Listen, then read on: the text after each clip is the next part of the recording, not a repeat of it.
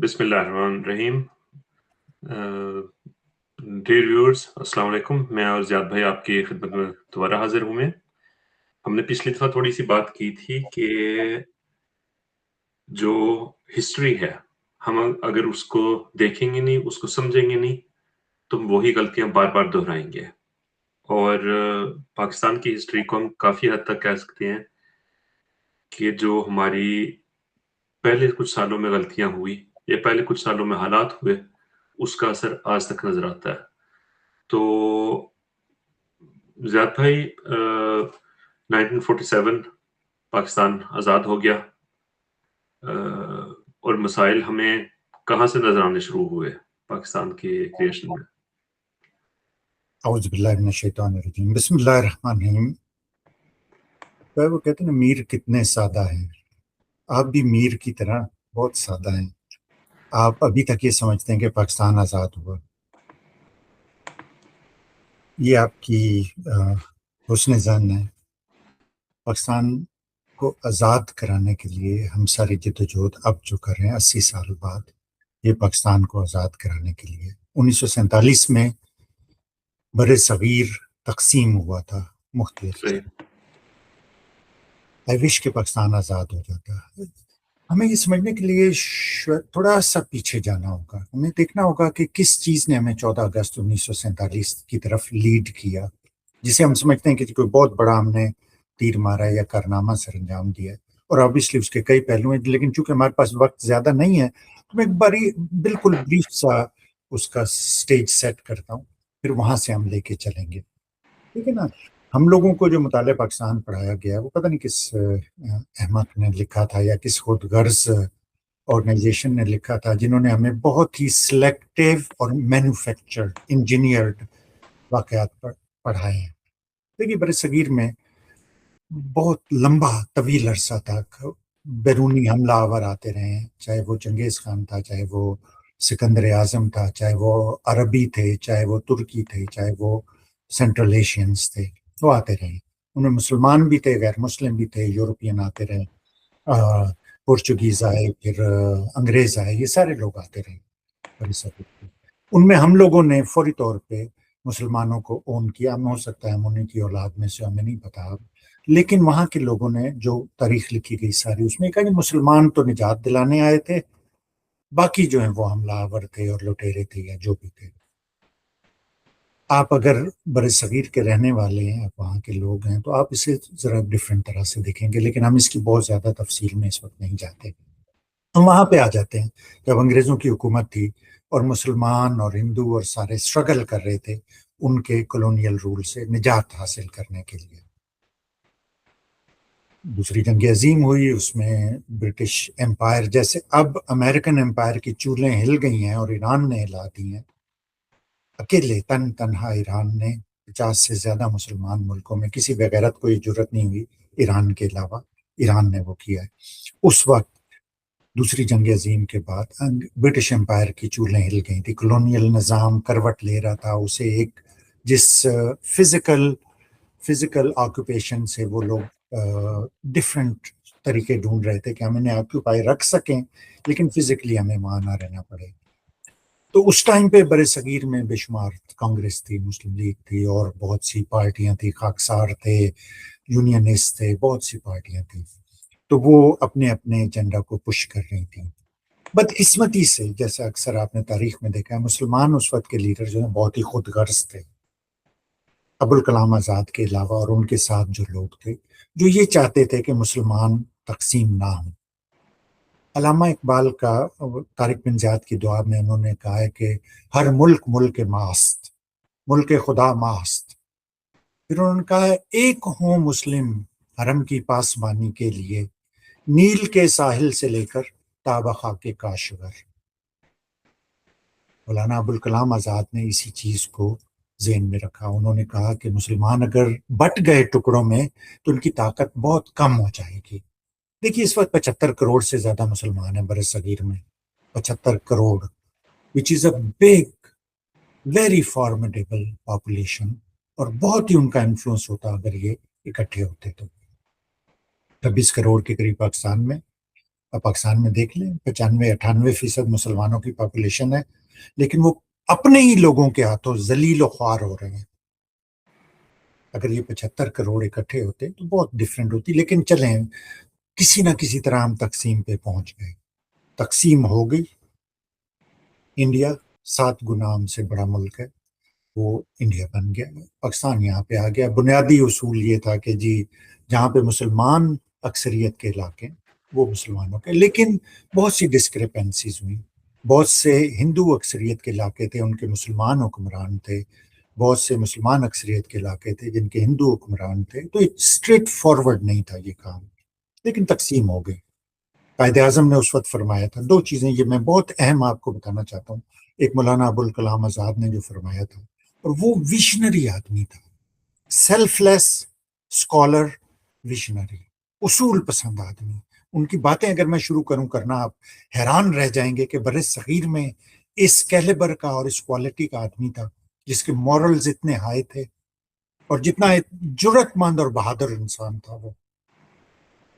اس وقت کے طاقتور ترین وزیر اعظم کو، بر صغیر کے لیڈر کو، جواہر لال نہرو کو، مولانا ابوالکلام آزاد نے 1 گھنٹہ انتظار کروایا، کیونکہ وہ کسی اور کے ساتھ میٹنگ میں تھے. ان کا جی میں وزیر اعظم سے نہیں مل سکتا. انہوں نے ایک تو ٹائم نہیں لیا، دوسرا میری کسی اور سے میٹنگ ہے.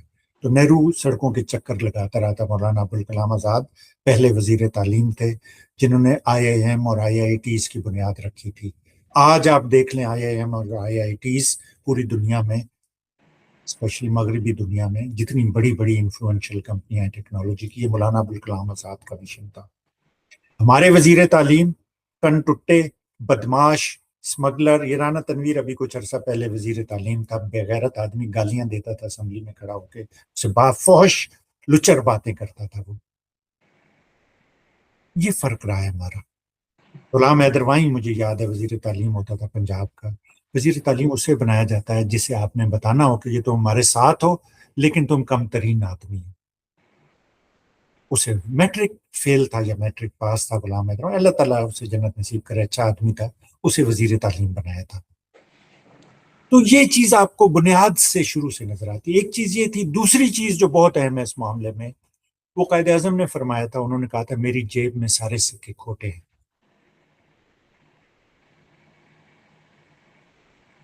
یہ چیز آپ کو سوچنے کی بہت ضرورت. ہمارے نوجوانوں کو جو ہسٹری سے زیادہ وہ انہیں شغف نہیں ہے یا وہ واقف نہیں ہے، انہیں یہ چیز سمجھنے کی ضرورت ہے کہ پاکستان کی بنیاد جب رکھی گئی تھی تو یہ 2 چیزیں بہت پریویلنٹ تھیں.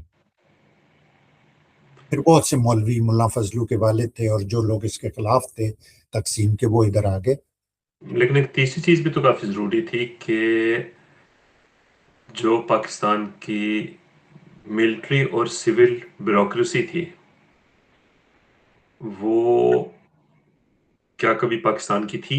میں آ رہا ہوں جی، میں اس طرف آتا ہوں. جی ابھی میں وہ بات میں آپ کو یہ بتا رہا ہوں کہ سٹیج سیٹ جب ہوا ہے، بنیاد میں اس کی کیا کیا فتنے تھے.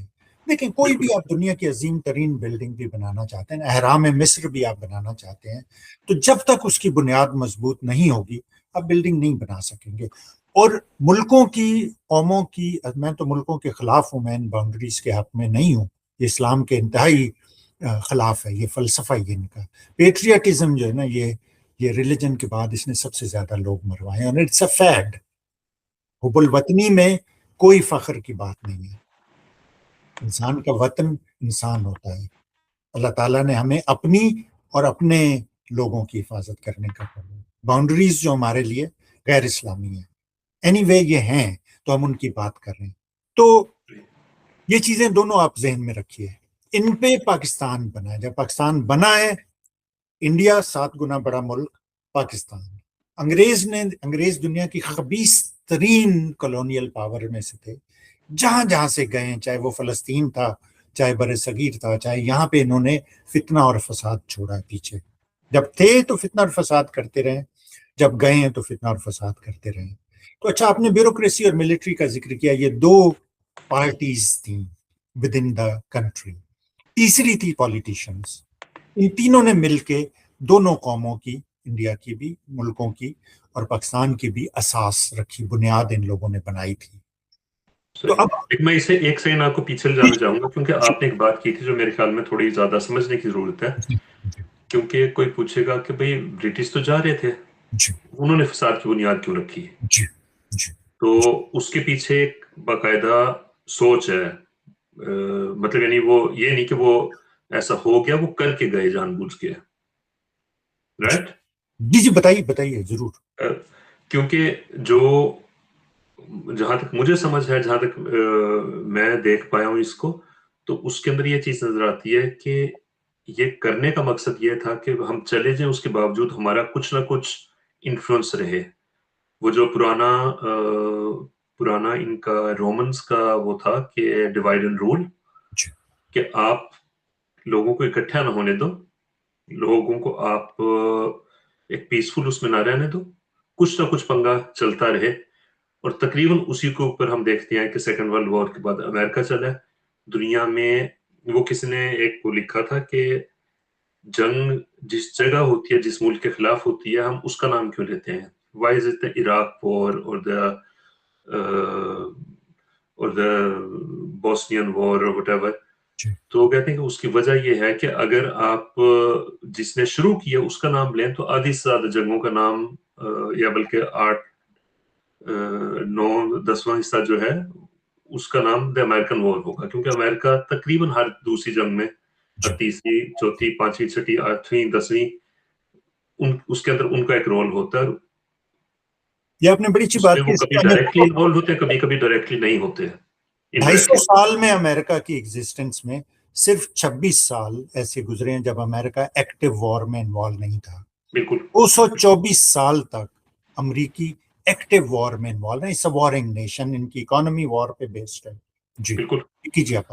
اور اسی طرح مطلب یعنی برٹن بھی جب ایک طرح سے ان کو نظر آ رہا تھا کہ اب ہمارا جو گلوبل ایمپائر تھا وہ ختم ہو رہا ہے، تو اس میں بہت سی ایسی چھوٹی چھوٹی بارودی سنگیں چھوڑ کے کہ وہ چیز کبھی بھی ریکور نہ کر، مطلب یعنی کیونکہ یاد رکھیں جب انڈیا کے اوپر برٹن نے قبضہ کیا،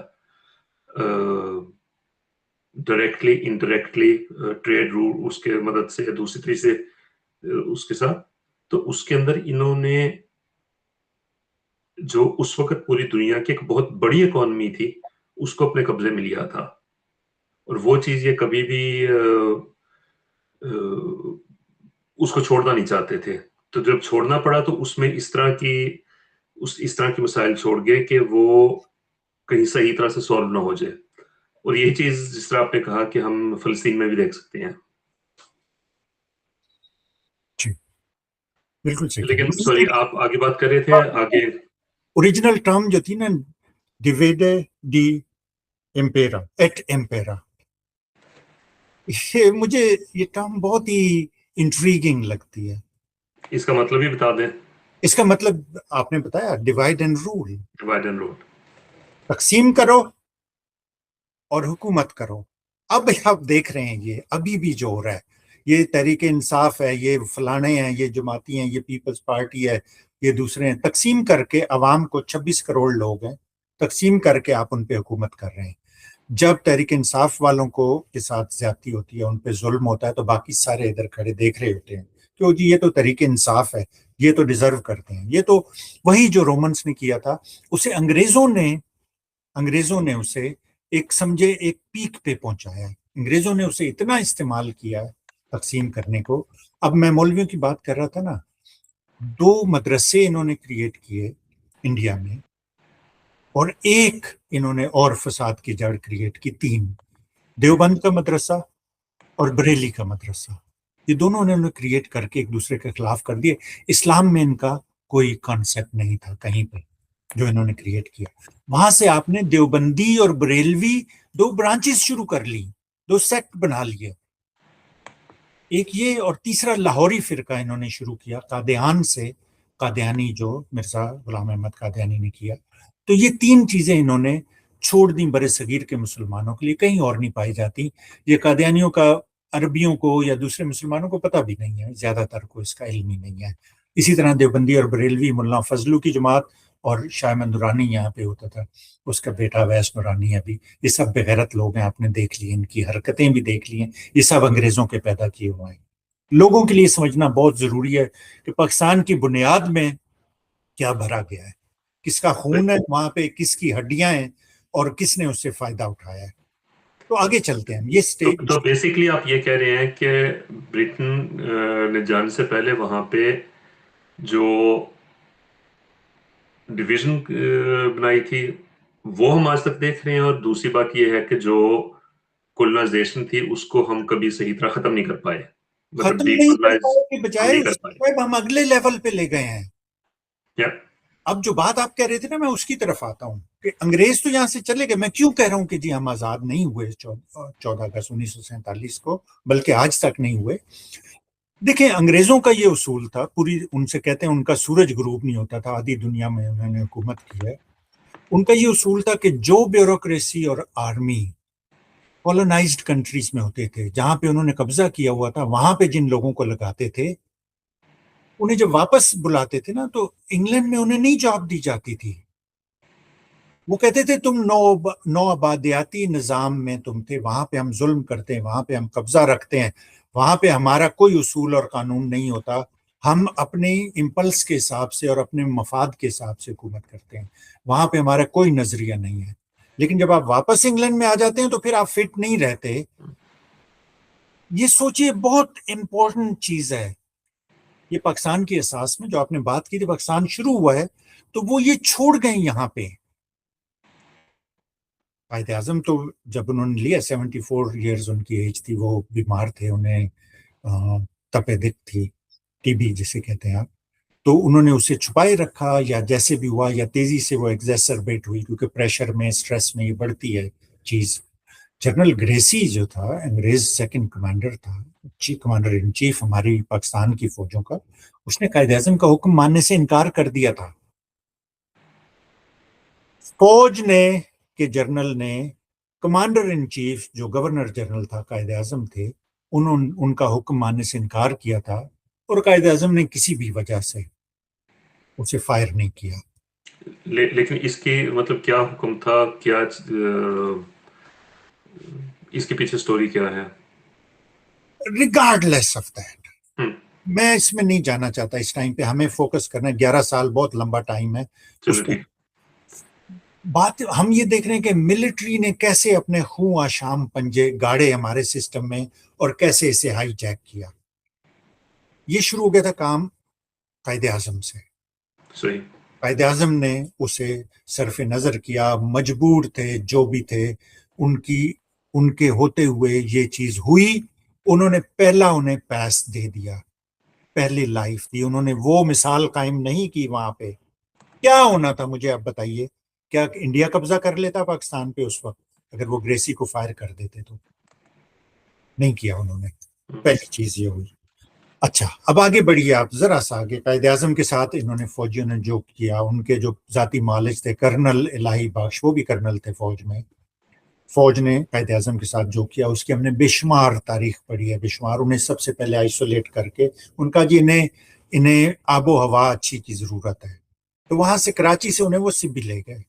وہاں پہ جو کیا نام ہے اس جگہ کا, وہاں پہ قائد اعظم کو زیارت میں لے گئے تھے, وہاں پہ زیارت ایمرجنسی میں. اس کا مطلب ہے آپ حکمران کو ایک نازک موڑ پہ اٹھا کے, دارالحکومت سے ہٹا کے آپ ایسی جگہ لے گئے جہاں سے ان کا کسی سے کوئی رابطہ نہیں ہے سوائے ان لوگوں کے تھرو.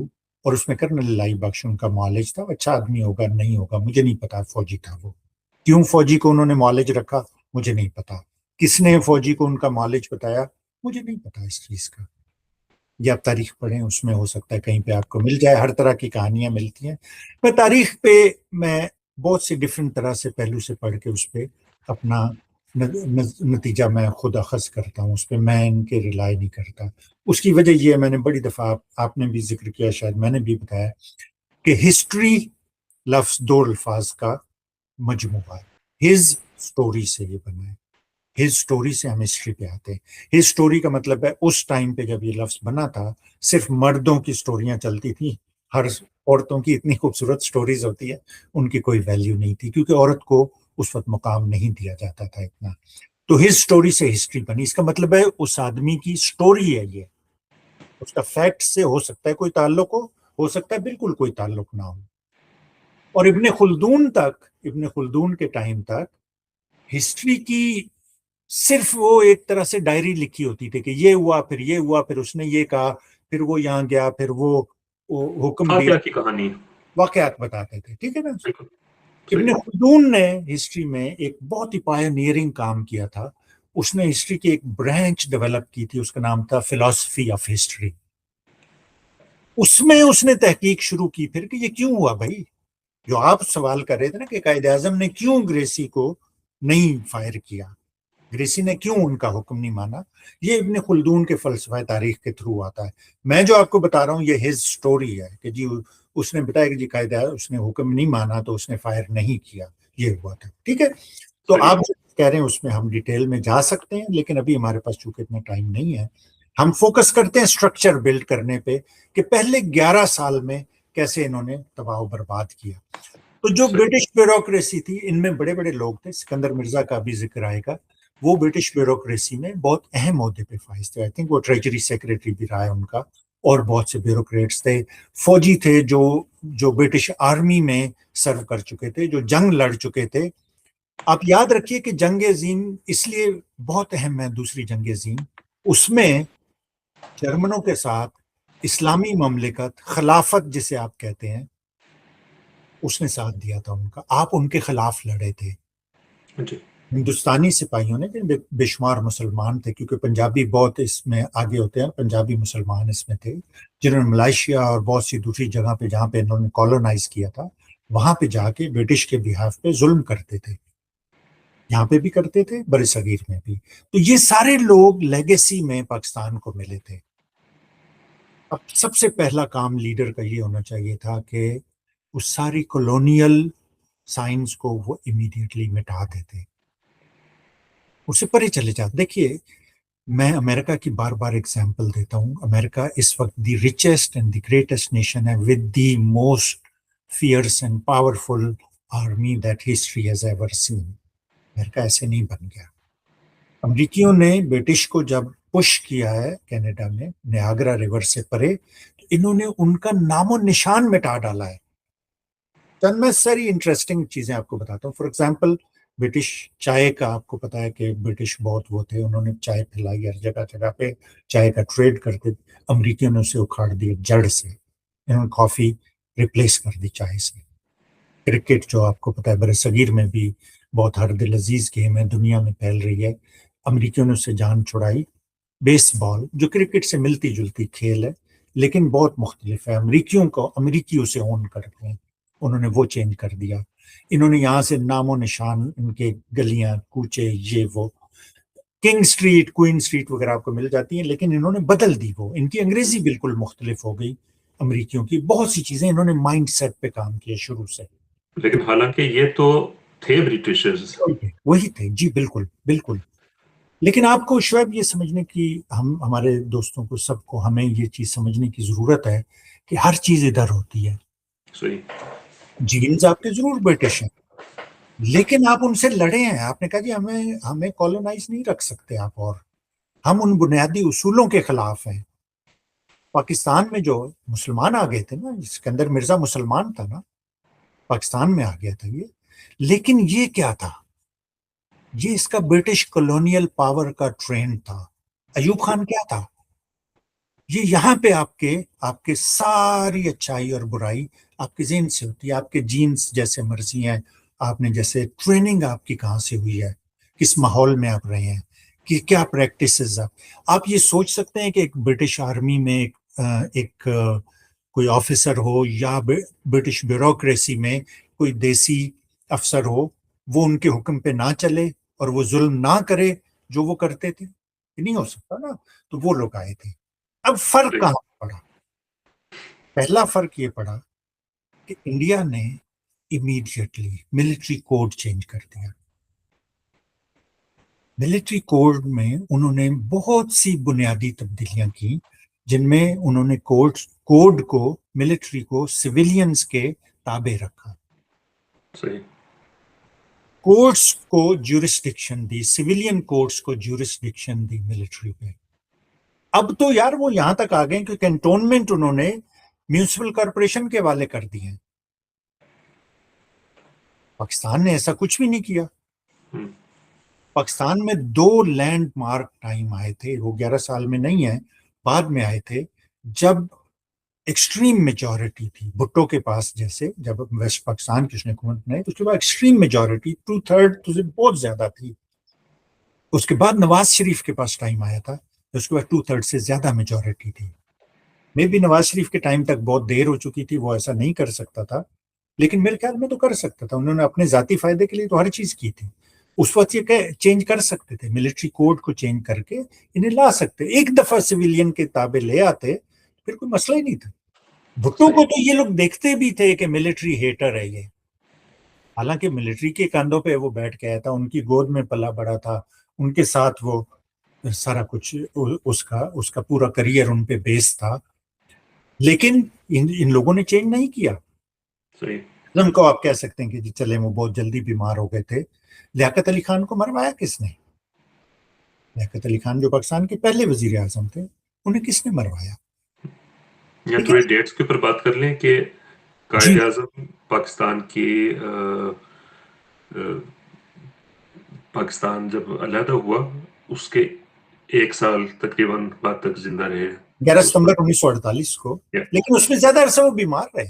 या, और जी उसमें इस वक्त जो एक नई डिस्कशन शुरू हुई है उसके अंदर इसके ऊपर भी सवाल हो रहा है कि वो उनकी बीमारी में क्या कुछ हो रहा था और क्या कुछ किया जा रहा था उसको एब्सोल्युटली काउंटर करने के लिए। तो एब्सोल्युटली। लेकिन वो एक डिफरेंट डिस्कशन है, लेकिन कम से कम 1 साल तकरीबन वो रहे।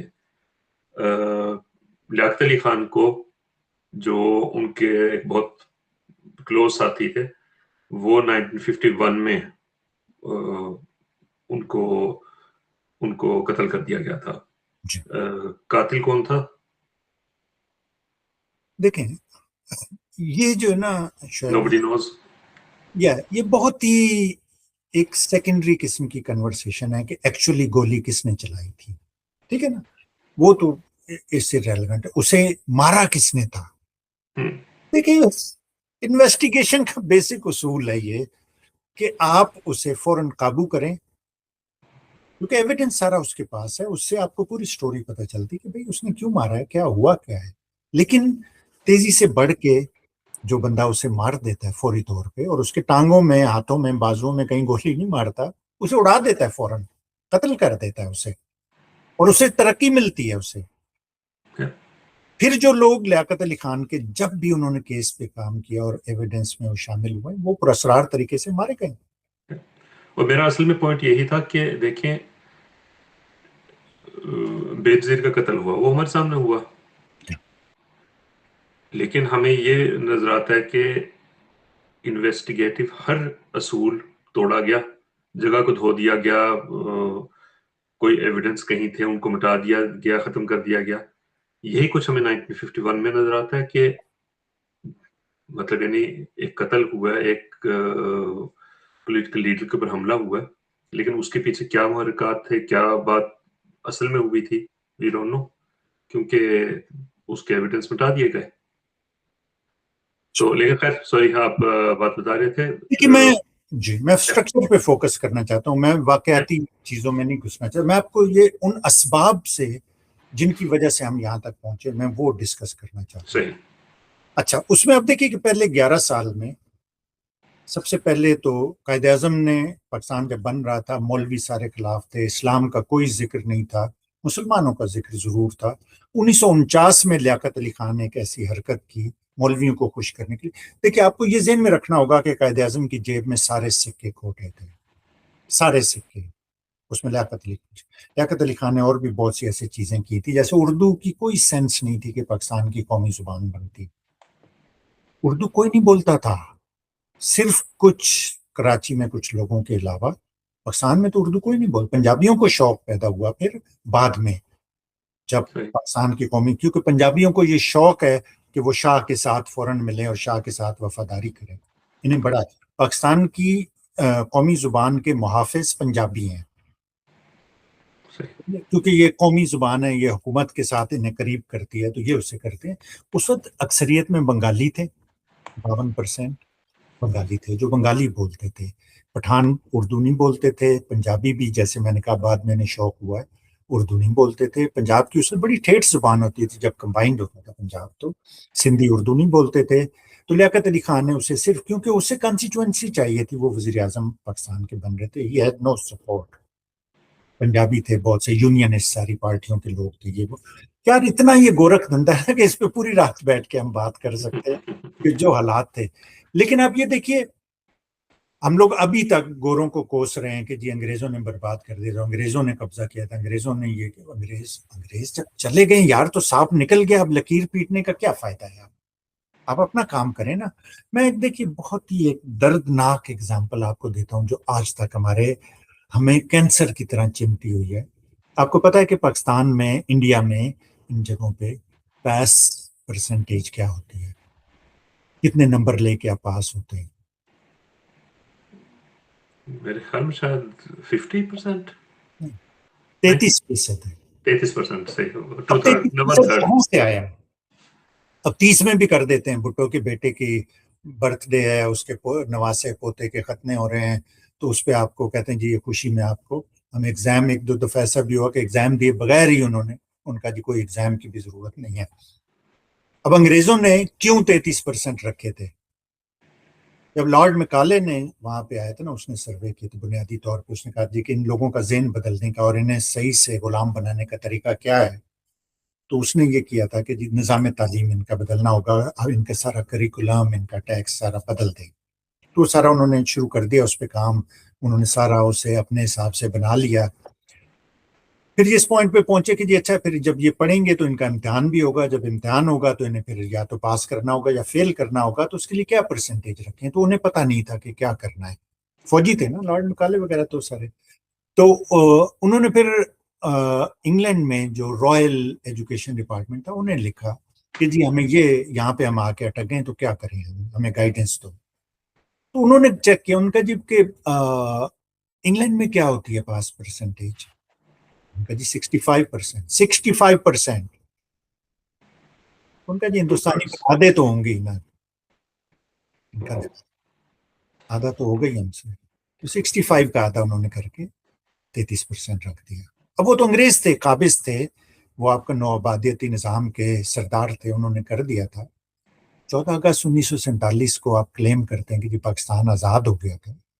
آزادی کا سب سے پہلا کام یہ ہوتا ہے کہ یار آپ کیا پڑھائیں گے اپنی نسلوں کو، کیا تعلیم دیں گے، کیا ان کی تربیت ہوگی، کس ڈائریکشن میں وہ جائیں گے. 80 سال ہو گئے ہیں، 80 سال. دو چیزیں آپ نہیں بدل سکے نظام تعلیم میں.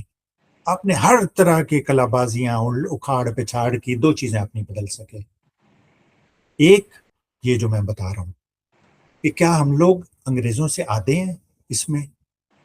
اگر نہیں ہے تو پھر کیوں 33% پہ ہم رکے ہوئے ہیں؟ نمبر 1.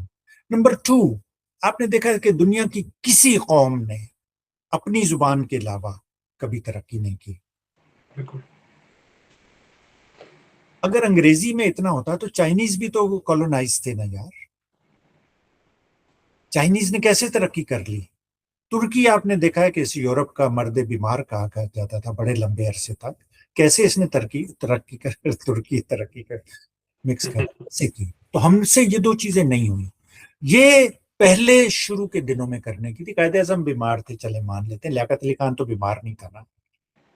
لیاقت علی خان کے بارے میں آپ کو بتاؤں، یہ جب آفر آئی تھی نا کہ جی آپ رشیا آ جائیں، رشیا نے پہلے آفر کی تھی، رشیا نے پہلے تسلیم کیا تھا یا امریکہ، تو انہوں نے امریکہ کا انتخاب کیا تھا.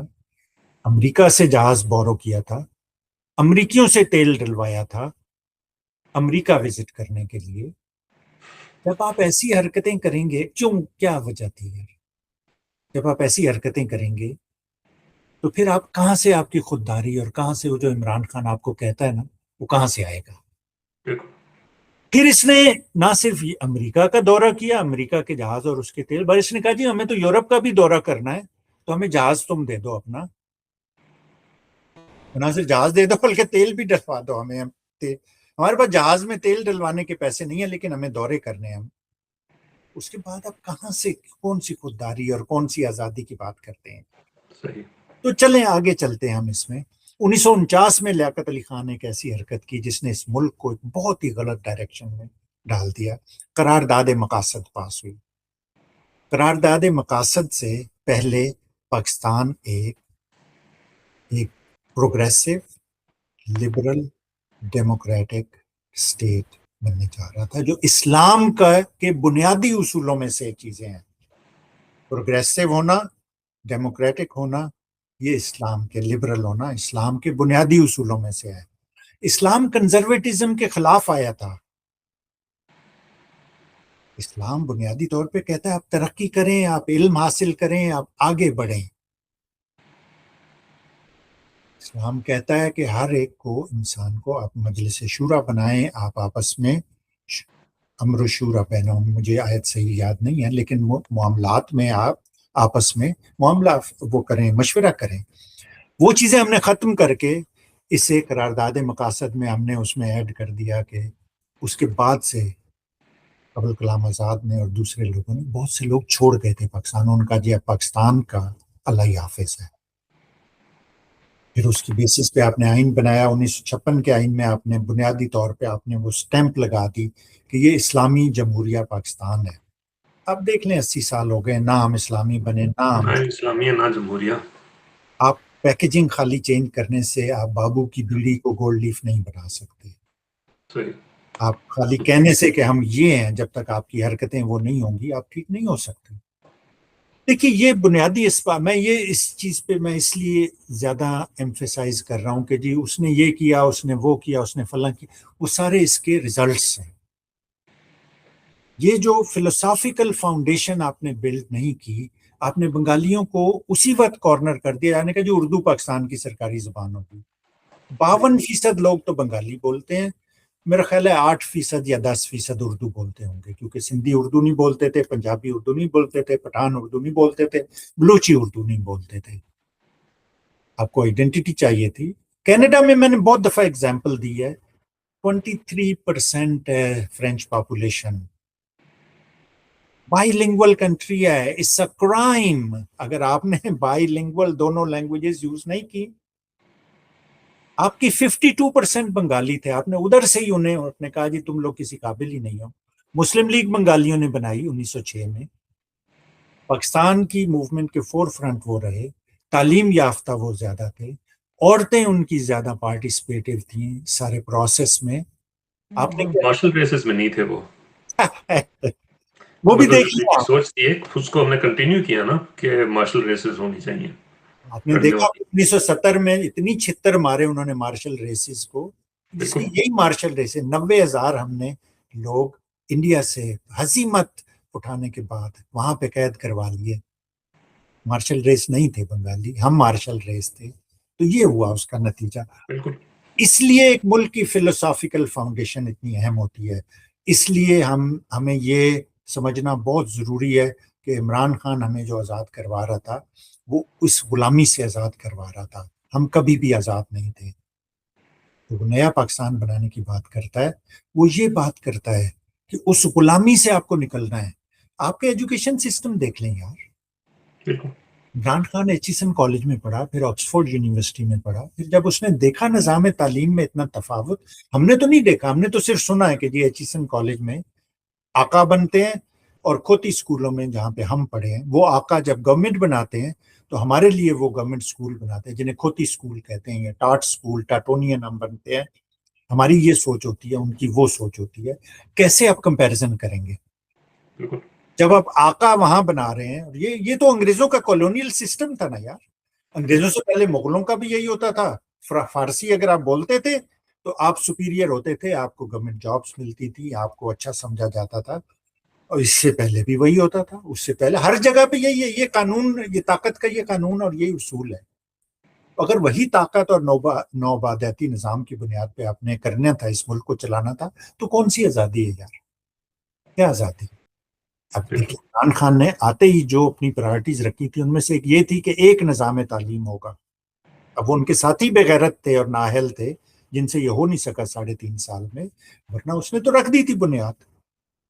دیکھیں لیڈر کا کام لیڈ کرنا ہوتا ہے, ایگزیکیوشن آپ کے باقی ٹیم کرتی ہے. انہوں نے نہیں کی. قائد اعظم کے کیس میں بھی یہی ہوا. جب آپ کی جیب میں سکے ہی سارے کھوٹے ہیں تو آپ کیسے آگے چلیں گے؟ خیر 4 گورنر جنرل ہوئے پاکستان میں. قائد اعظم کے ہم نے بات کر لی. خواجہ ناظم الدین سیکنڈ تھے, غلام محمد تھرڈ, اور اسکندر مرزا فورتھ تھا. یہ ڈیمیج آہستہ آہستہ آہستہ آہستہ بڑھتا گیا. اب آپ مجھے بتائیے نظریہ ضرورت کے بارے میں آپ ہمیں بتائیے ایک تو وہ, لیکن اس سے پہلے آپ جو چیزیں آپ کے ذہن میں وہ آپ بتائیں, اور پھر آپ سے میں کوشچن اور پوچھتا ہوں. جی, آپ نے یہ جو بات کی تھی کہ 49 میں انہوں نے جو کچھ کیا تھا اس کا آپ تھوڑا زیادہ بتائیں گے, کیونکہ میں نے اس کا مجھے اتنا نہیں پتا دیکھیں, کہ جی ملا کی اذاں اور ہے, مومن کی اذاں اور. یہ علامہ اقبال نے کلیئرلی کہا تھا. انہوں نے کہا تھا یہ ملا جو ہے نا یہ فسادی ہیں. جیسے صحیح انگریز تھے نا, وہ کہتے ہیں chaos is an opportunity. جب یہ فساد پھیلاتے ہیں تو اس میں ایک موقع ہوتا ہے منافع خوری کا, منافع اس میں کما. تو ملا جو ہے نا اس بیسس پہ کام کر. شروع میں انہوں نے قائد اعظم کو نہ دم لینے دیا, نہ لوگوں کو. کچھ ان کے ساتھ ملے, لیکن زیادہ تر جو تھے پھڈے باز تھے. تو انہوں نے پریشر آ گئے یہاں پہ, پھر انہوں نے پریشر ڈالنا شروع کیا کہ جی اسلام کا, اور ہو سکتا ہے قائد اعظم نے یا دوسرے لوگوں نے ان سے کوئی وعدے کیے ہوں کہ جی اچھا آپ ہمیں ایک دفعہ پاکستان بنا لینے دیں, پھر ہم یہ کر دیں گے وہ کر دیں گے. لیکن مجھے تو نہیں پتا کہ قائد اعظم کی پرسنالٹی, ان کے لائف سٹائل, ان کی ایجوکیشن, ان کے نظریات کو دیکھتے ہوئے وہ اس طرح کی کوئی بات کسی بھی مولوی سے کریں گے. تو ان کی ٹیم میں اگر کسی نے کی تھی, لیاقت علی خان نے یا کسی نے, تو اس کا نتیجہ انہیں یہ بھگتنا پڑا کہ 1949 میں قرارداد مقاصد انہوں نے ایک منظور کی. قرارداد مقاصد یہ تھی کہ ملک اللہ کے نام پہ حاصل کیا گیا ہے, تو اس ملک میں اللہ کا قانون ہوگا, یہ اسلامی نظام ہوگا, جو سب فراڈ اور جھوٹ تھا. آج 80 سال ہو گئے ہیں, کوئی اسلامی نظام نہیں ہے. یہ سب شروع کے لوگ بھی جھوٹے تھے. آپ نے دیکھا سارے جن لوگوں کے میں نام لے رہا ہوں, خواجہ ناظم الدین سے آپ آگے آتے جائیں, غلام محمد کو دیکھیں, اسکندر مرزا کو دیکھیں, ان کی حرکتیں دیکھیں, کوئی اسلامی نظام نہیں تھا. جو انہوں نے کیا نا, وہ فلسافیکل فاؤنڈیشن کو اس کی انہوں نے کمزور کیا اور راٹ کر دیا.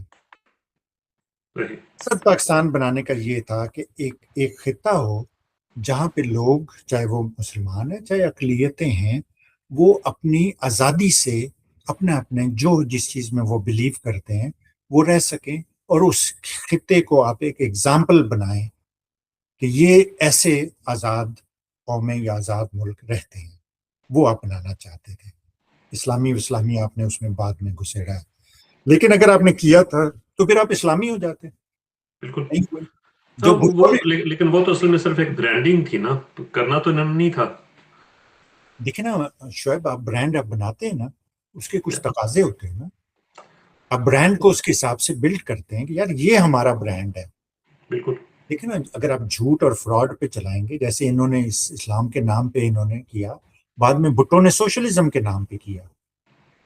بھٹو کا بیڑا غرق اسی جھوٹے نعرے نے کیا تھا. وہ کبھی بھی سوشلسٹ نہیں تھا, وہ تو جاگیردار تھا. اس کا تو مائنڈ سیٹ کلونیل تھا. تو کبھی بھی وہ سوشلزم میں اس نے بلیو نہیں کیا. اس نے دوسروں کو, ملک کو برباد کیا اس نے سوشلزم کے نام پہ, اور اس کا بیڑا بھی سوشلزم کی وجہ سے غرق ہوا. جو ہنری کسنجر نے کہا تھا نا اسے کہ ہم تمہیں مثال بنا دیں گے, وہ ہم کی وجہ سے نہیں کہا تھا. وہ نہ اسلامی کانفرنس کا, کون امریکہ نے کب پرواہ کیا, یہ تو خود کانفرنس سے کروا دیتے ہیں کہ یار مل کے بیٹھ جاؤ تم لوگ, رولا مچا لو. وہ سوشلزم. پاکستان کو اگر آپ سی آئی اے کے ڈاکیومنٹس دیکھیں, یہ بہت ہی کنٹروورسیل بات ہے اور بہت کم لوگوں کو پتا ہے.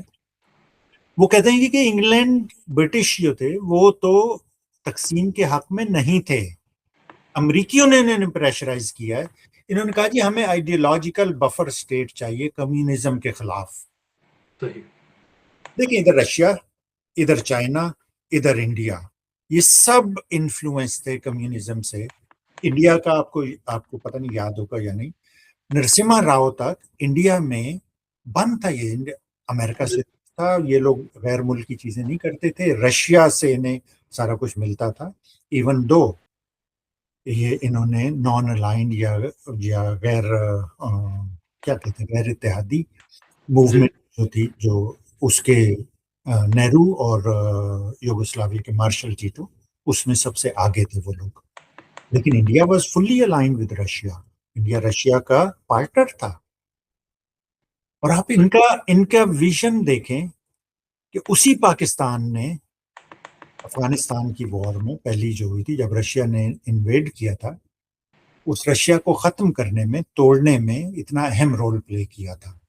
1947 سے لے کے 80s تک آپ آ جائیں تو یہ ان کے ویژن نے کام کیا. وہ کام تھا پاکستان کا ہو گیا، لیکن ابھی ہم 11 سال پہ توجہ دیتے ہیں.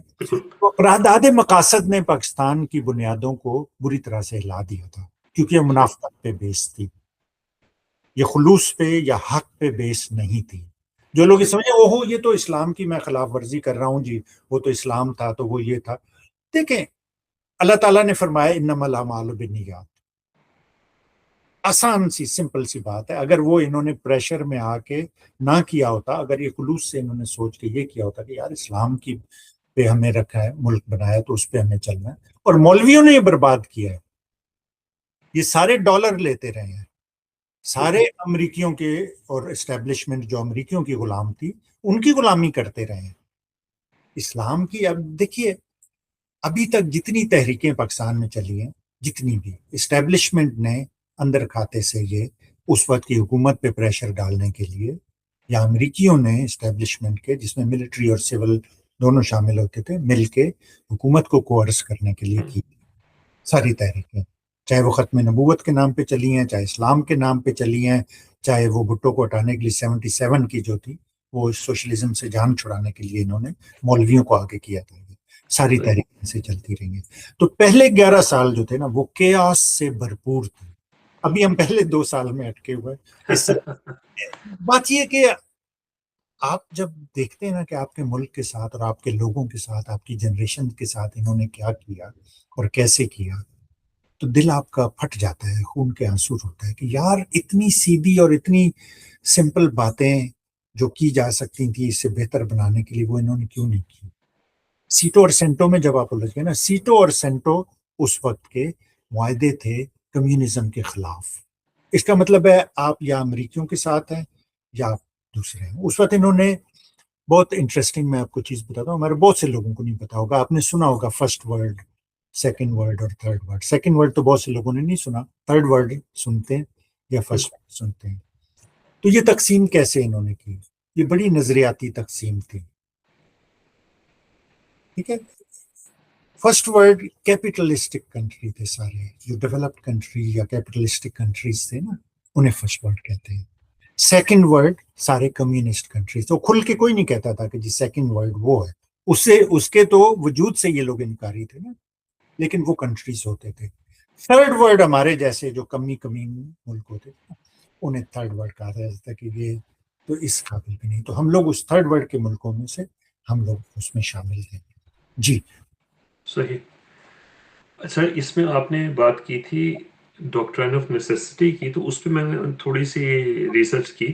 جی تو یہ ایکچولی یہ بھی برٹش کانسٹیٹیوشنل لا کا حصہ ہے، وہاں سے مطلب ڈرا کی جاتی ہے، کیونکہ یہ کوئی میڈیول جورسٹ تھا برٹش، اس نے لکھا تھا کہ necessity makes lawful what is otherwise unlawful. تو اس کے پیچھے بیسک سوچ یہ ہے کہ اگر ہم بعد میں ڈیسائیڈ کر لیں کہ آپ نے جو کیا اگر وہ نہ کرتے تو بڑا نقصان ہو جاتا، تو ہم کہہ سکتے ہیں کہ جو آپ نے کیا تھا وہ لیگل ہو گیا.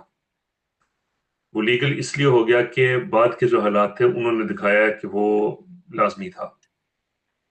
اور اس چیز کو پاکستان میں بہت یوز کیا گیا، اور یہ ہم آئندہ آنے والے اس کے اندر بھی بات کریں گے. لیکن جو پہلے 11 سال ہیں اس کے اینڈ میں جا کے یہی کچھ ہوتا ہے کہ دا آرمی ٹیکس اوور. یعنی وہی خباثت جو کلونیل سسٹم کا بالکل بالکل وہ چلتی رہی ہے. اسی کی بنیاد پہ ہم نے جو بچا کھچا تھا اسے تہس نہس کر دیا. بالکل. مجھے نور جہاں کا وہ گانا یاد آتا ہے، وہ جو بچا تھا وہ لٹانے کے لیے آئے ہیں، آخری کے لیے آئے ہیں. تو یہ ان میں سے جو بھی آیا اس نے بچے کھچے کو بھی لٹانے کی طرف وہ کیا کام. تو ہم لوگ سال بہ سال نہیں چل رہے ہیں. ہمارا مقصد آپ کو واقعات سنانا نہیں ہے، واقعات تو اویلیبل ہیں، آپ ابھی انٹرنیٹ سے دیکھیں گے. ہم آپ کو وہ خفیہ، وہ فلسافیکل، وہ نظریاتی چیزیں وہ ریلیٹ کر رہے ہیں ان سے، جن کا اثر اب ہمارے اس وقت ہو رہا ہے، کیوں ہم اس حال کو پہنچے ہیں، کیا ہوا تھا، کیا نہیں ہوا، کیا ہونا چاہیے تھا، وہ چیزیں ہم آپ سے ڈسکس کر رہے ہیں. تو واقعات میں سے تو آپ سب گزر سکتے ہیں کسی بھی ٹائم پہ، بکس میں لکھی ہیں جو ہمارے آقاؤں نے مطالعہ پاکستان لکھوایا ہے، اس میں بھی واقعات تو آپ پڑھ سکتے ہیں. ان کی انٹرپریٹیشن یا ان کی ایکسپلینیشن جو وہ اس میں سارا فرق ہے. جی شعیب. بالکل. نہیں دیکھیں، جو ہم نے بات شروع کی تھی نا جہاں سے کہ جو انسٹیٹیوشنز تھی وہ کولونیل اپنی مائنڈ سیٹ سے نکلی نہیں، اور نکل نہیں سکتی نا شعیب، آپ کا ڈی این اے وہ ہوتا ہے. بالکل. کیسے آپ ڈی این اے کو تو علیحدہ نہیں کر سکتے کسی بھی اور یہ چیز جی جب آپ سمجھتے ہیں تو پھر آپ کو پتہ چلتا ہے کہ جب عمران خان بات کرتے ہیں حقیقی آزادی کی تو اس کے پیچھے اصل سوچ کیا ہے. کیونکہ جو کچھ ہم پہلے ہوا وہ فارملی آپ کہہ سکتے ہیں کہ پاکستان ایک آزاد ملک بن گیا، لیکن پاکستان کسی بھی میننگ فل سینس کے اندر آزاد نہیں ہوا.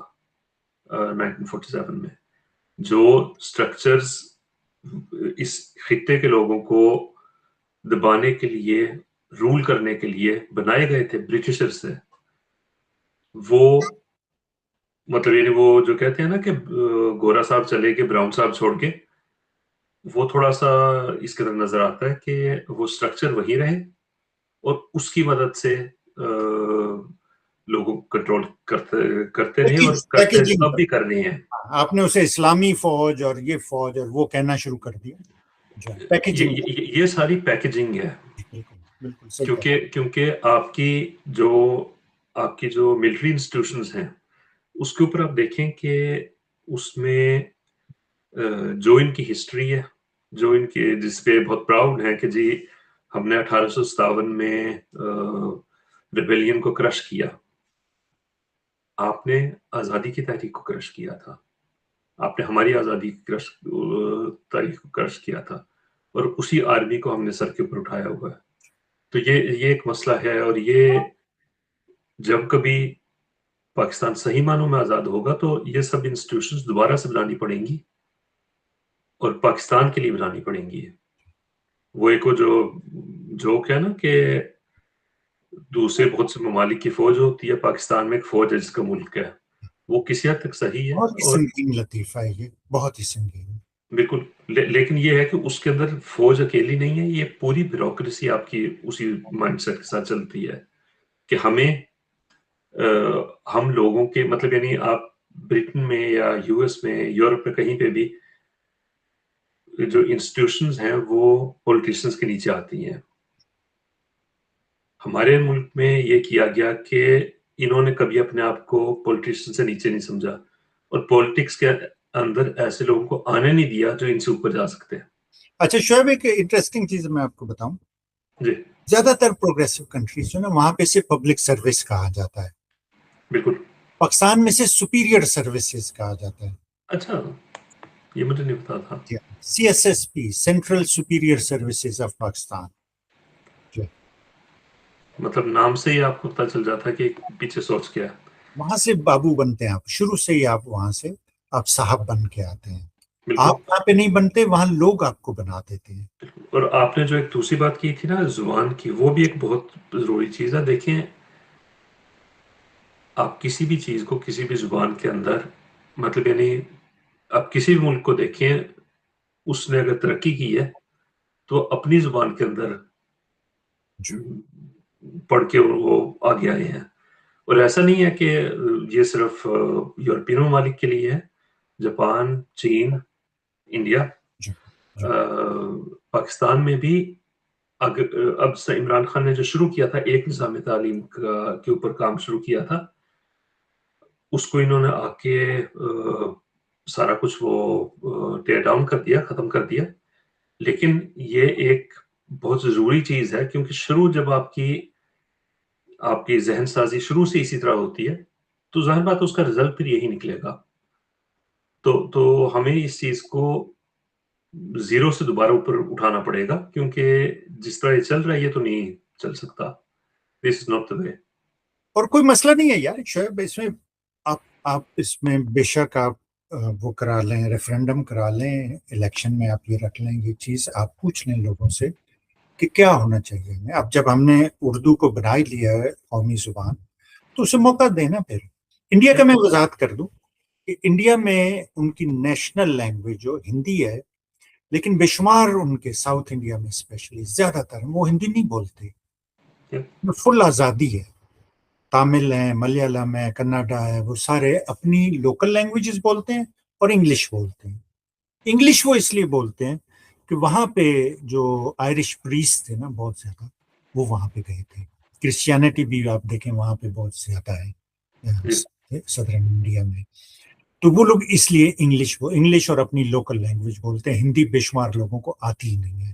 تو انڈیا اس طرح سے, اور آپ دیکھیں کہ ترقی جو انڈیا کی ہوئی ہے اس میں ساؤتھ انڈیا نے بنیادی رول پلے کیا ہے. وہاں سے ظاہر ابھی دنیا میں ٹیک کمپنیاں ہیں یا فائنینشیل کمپنیاں ہیں, یا ان میں آپ دیکھیں ان کے ٹاپ ایگزیکٹوز ساؤتھ انڈینس ہیں.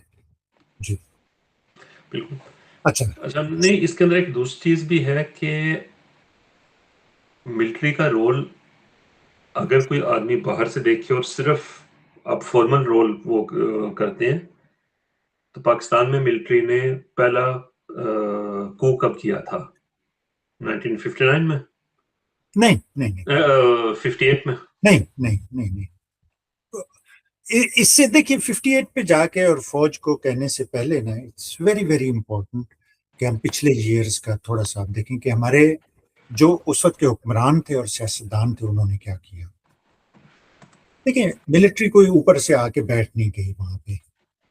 ہم نے کیسے ملٹری کو سر پہ چڑھایا, ہم نے کیسے ان لوگوں کو اپنی ساری پاور اخلاقی بھی اور قانونی بھی ہم نے ان کے حوالے کیسے کی.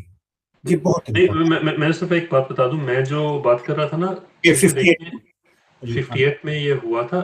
میرا پوائنٹ یہ تھا کہ ملٹری کا اور یہ پورا جو کولونیل سیٹ اپ ہے, اس کی بنیاد اس سے بہت پہلے رکھی گئی تھی. میرا پوائنٹ ایک طرح سے یہ تھا کہ اگر آپ باہر سے دیکھیں, آپ کہتے ہیں جی پاکستان میں 1958 میں ملٹری کو ہوا, اس سے پہلے ڈیموکریسی تھی, یا military did not run the thing. لیکن میرا پوائنٹ پورا یہی ہے کہ جس طرح آج ٹیکنیکلی آپ کہیں پاکستان میں ملٹری مطلب یعنی ایک ہائیبریڈ گورنمنٹ ہے, یا جو بھی اسے نام دیتے ہیں آج کل یہ لوگ, لیکن اس وقت nobody is in doubt کہ military is calling the shots, military control کریے سب کچھ. اسی طرح پاکستان کے جو پہلے سال تھے, خاص طور پہ قائد اعظم کے وفات کے بعد, ملٹری نے آہستہ آہستہ اپنے پنجے گاڑنے شروع کر دیے تھے. وہ جو کولونیل سیٹ اپ تھا اس نے کبھی پراپر پولیٹیکل لیڈرشپ نہ سامنے آنے دی, اور نہ ان کو کچھ موقع دیا کہ وہ کچھ کر سکیں. تو میرا پوائنٹ ایک طرح سے یہ تھا کہ this was rigged from the start. میں پارشلی ایگری کرتا ہوں آپ کی بات سے. مجھے یہ بتائیے کہ 8 سربراہ چینج ہوئے ہیں پہلے کچھ سالوں میں. قائد اعظم فوت ہو گئے, لیاقت علی خان کو شہید کر دیا گیا, پھر اس کے بعد آپ دیکھیے وزیر اعظم بدلتے رہے, کیسے انہوں نے بدلے ہیں. اتنے شرمناک وہ بات ہے جو نہرو نے کی تھی, اس نے کہا میں اتنی دھوتیاں نہیں بدلتا جتنے پاکستان کے ہیڈ آف اسٹیٹ بدلتے ہیں. وہ سویلینز تھے. آپ یہ نہیں کہہ سکتے کہ کسی میں بھی اتنی اخلاقی جرات یا کسی میں اتنا حوصلہ نہیں تھا وہ اس طرح کے میجرز کرتا. وہ فوج کے تابع ہی تھے سارے, وہ سارے انہوں نے اس طرح کی. پہلا مارشل لا جب سکندر مرزا نے لگایا تھا 58 میں, سکندر مرزا تو فوجی نہیں تھا, وہ تو سویلین تھا, وہ ہمارا گورنر جنرل تھا, وہ اس کی قوم کا وہ سربراہ تھا. اس نے کیوں لگایا تھا مارشل لا؟ اس سے بھی پہلے اس نے سٹنگ جنرل کو, حاضر سروس جنرل کو کیبنٹ میں منسٹر بنایا تھا. کیوں بنایا تھا؟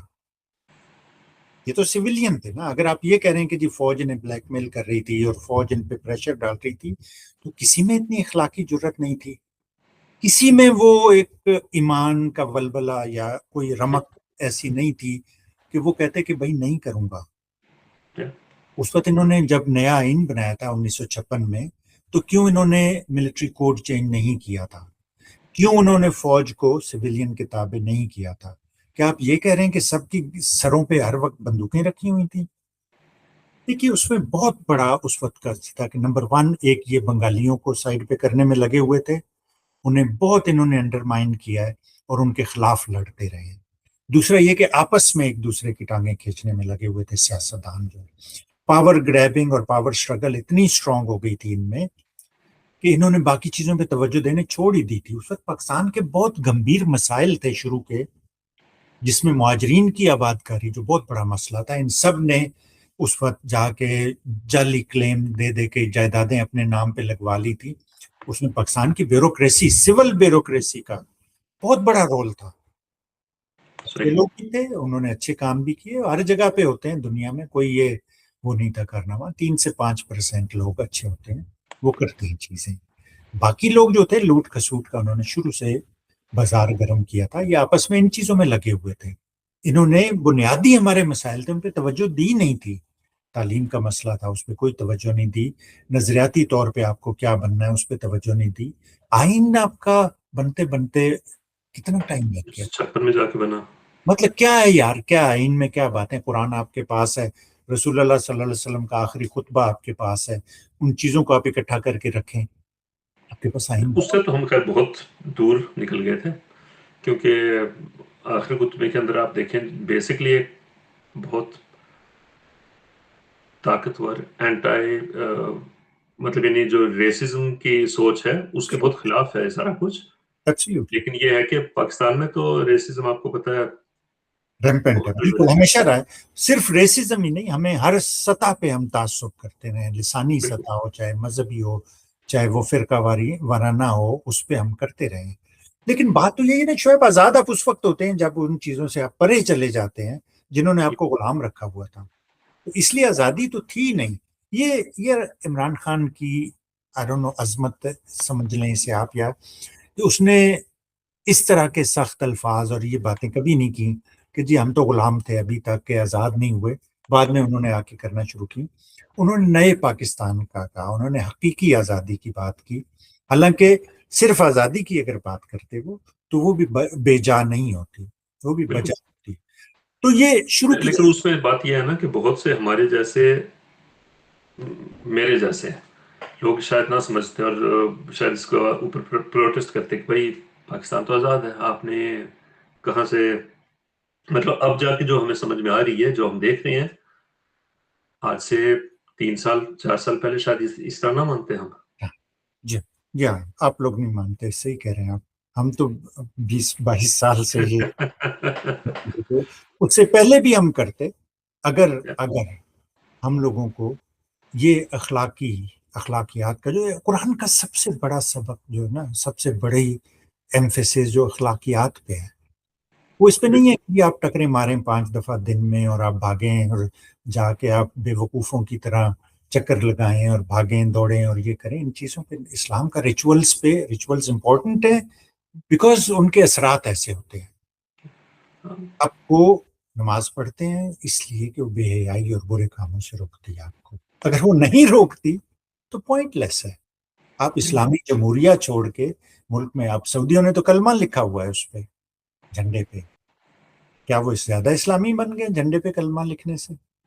اب دیکھ لیں اب گلف وار میں کیا ہو رہا ہے، جو ایران کے ساتھ جو جنگ ہو رہی ہے، کتنی بےغیرتی کا ثبوت دے رہے ہیں گلف کنٹریز سارے، بلکہ سارے مسلمان ملک پوری دنیا کے، کس طرح سے وہ بےغیرتی کا اور بے ایمانی کا ثبوت دے رہے ہیں۔ تو یہ چاند تارے بنانے سے اور ملکوں کے نام اسلامی رکھنے سے اور کہلوانے سے اور جھنڈوں پہ کلمے لکھنے سے کوئی نہ اسلامی بنتا ہے نہ اس کا ایمان بہتر ہوتا ہے۔ صحیح۔ لیکن چلیں بھائی، میرے خیال میں یہ آج کافی لمبا ہو گیا، کیونکہ ہم نے 11 پہلے سالوں کی بات کرنی تھی اور کسی حد تک ہم نے کور کیے ہیں 11 سال۔ 11 اور پروگرام میں لگ سکتے ہیں 11 ایک جو ان کے حکمران رہے ہیں، 1 سال اور 6 مہینے 3 مہینے وہ رہے ہیں، ان کے آغاز پہ کہ کیسے یہ لوگ انہوں نے انفلٹریٹ کیا پاور سرکلز میں، اور ان کا انجام کیا ہوا۔ بالکل جو سکندر مرزا جیسے گمنامی کی موت انگلینڈ میں جا کے یہ عام آدمیوں کی طرح رہا اور کیسے یہ گمنامی کی موت مرا، اس سے عزت کی جو عمران خان کہتا ہے نا، ٹیپو سلطان کی بات بار بار دہراتا ہے کہ شیر کی ایک دن کی زندگی گیدڑ کی 100 سالہ زندگی سے بہتر ہے.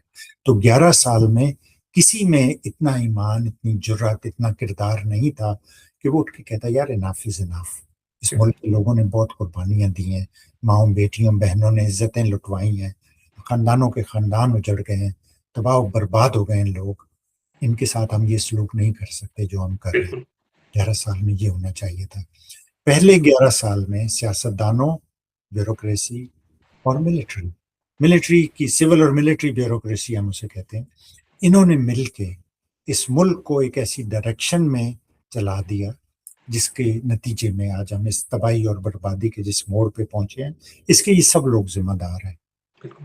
سب لوگ. اس میں ایک دوسری بات ہے جو میں اکثر کہتا ہوں کہ دیکھیں، کوئی بھی مسئلہ آپ اسے جتنی جلدی آئیڈینٹیفائی کریں اور کاؤنٹر کریں اتنا نسبتاً آسان ہوتا ہے. ایبسلیوٹلی. اگر یہ کام پہلے 11 سالوں میں کیا ہوتا تو اس کی قیمت کم تھی. آج ہم دیکھ رہے ہیں کہ کشمیر میں اب 30 دن سے زیادہ ہو گئے ہیں پروٹیسٹ کو، لیکن وہ ابھی اتنی آسانی سے ختم نہیں ہوگا. بلوچستان میں کئی سال ہو گئے ہیں. بلوچستان میں کئی سال ہو گئے اور بلوچستان کو باقی پورے پاکستان میں بیسکلی ہم نے، کیونکہ ہمیں انہوں نے بتایا کہ جی یہاں پہ صرف یہ مسئلہ ہے، اور انڈین اور کیا وہ خوارج وغیرہ کا انہوں نے جو ایک وہ بنایا، یہ مسائل ہیں، فتنۃ الخوارج، فتنۃ الہندوستان. اچھا مزے کی بات یہ ہے کہ فتنۃ الہندوستان کیا ہے کہ ہم وہاں پہ تو لڑ رہے ہیں، لیکن اگر فتنۃ الہندوستان ہے تو ہندوستان کو جواب دیں آپ. وہ یہ دیتے نہیں ہیں. تو ایک بڑا عجیب سا ہوا. لیکن خیر میرا پوائنٹ یہ تھا کہ اگر ان 11 سالوں کے اندر آپ نے جس طرح بالکل صحیح کہا کہ کوئی لیڈر ایسا ہوتا جو اس قابل ہوتا، وہ پنجابی میں کہتے ہیں اس جوگا ہوتا، کہ وہ کھڑا ہو کے اس چیز کو کاؤنٹر کرتا، اس چیز کو پروٹیسٹ کرتا، تو شاید اتنے مسائل نہ ہوتے. آج آپ یہ کہہ لیں کہ اگر اس وقت کسی کو تھوڑی ایفرٹ کر کے کچھ کر سکتے تھے، آج اسے کہیں زیادہ ایفرٹ کرنی پڑے گی. کینسر ہے نا یار، کینسر ہے. بالکل. اور یہ ہم عمران خان کے اس میں دیکھ رہے ہیں جی، کیونکہ اب ایک لیڈر ہے جو کھڑا ہوا ہے، لیکن ہم کسی لوگ حد تک کہ لوگ اس کے ساتھ نہیں ہیں، اس کی جیب میں بھی کھوٹے کی سکے ہیں.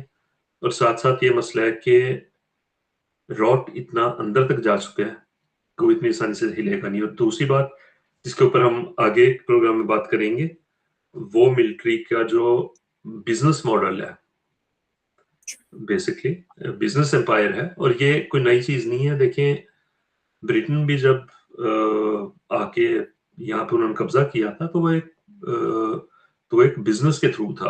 ایسٹ انڈیا کمپنی جو تھی، وہ یہاں بزنس کے بہانے انہوں نے اپنی انٹرنس لی تھی. تو لیکن خیر اس کے اوپر ہم آگے جا کے بات کریں گے.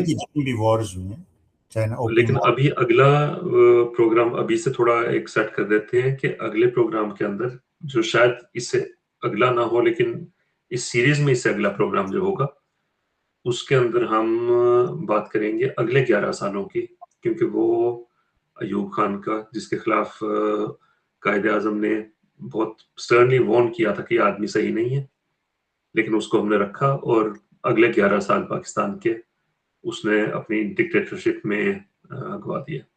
لیکن شاید میں ایک شخصیت کو کسی کو لے کے نا، میں یہ نہیں کہنا چاہتا کہ شخصیتوں کا ضرور اثر ہوتا ہے. آپ کو یاد ہوگا 3-4 سال پہلے تک ہم باجوہ اگر باجوہ ہٹ جائے، باجوہ وغیرہ تھا، باجوہ بے ایمان ہے، وہ سب کچھ تھا یہ سارا کچھ. لیکن ہم یہ سمجھتے تھے کہ جی باجوہ ہٹ گیا تو چیزیں بہتر ہو جائیں گی یا ٹھیک ہو جائیں گی. بہتر لوگ ہیں یہاں پہ. بالکل نہیں ہوئی نا، بری ہو گئی، اس سے زیادہ خراب ہو گئی. انسٹیٹیوشن کا ڈی این اے جب خراب ہوتا ہے نا، جس میں اور جس ماحول میں وہ ہوتا ہے انسٹیٹیوشن، ان دونوں چیزوں کا بہت زیادہ اثر ہوتا ہے. تو ہم اسے کنٹینیو کریں گے، ان 11 سال کو ملا کے اگلے 11 سال پہ انشاءاللہ بات کریں گے. آئی ہوپ کہ یہ جو باتیں ہم کر رہے ہیں یہ تھوڑی ڈفرینٹ ہے ان باتوں سے جو آپ دیکھ رہے ہیں چیزوں میں, اور ان کا کوئی آپ کو ویلیو ان کی ہے. آپ ہمیں اپنا مشورہ دیجیے, ہمیں بتائیے, ایک سوال پوچھیے, کنٹریبیوٹ کیجیے, پارٹیسپیٹ کرنا چاہتے ہیں آپ ضرور آئیے, ہمیں بتائیے. We will be very happy to bring you here and talk about all of this. بہت بہت شکریہ. اوکے, تھینک یو, فی امان اللہ.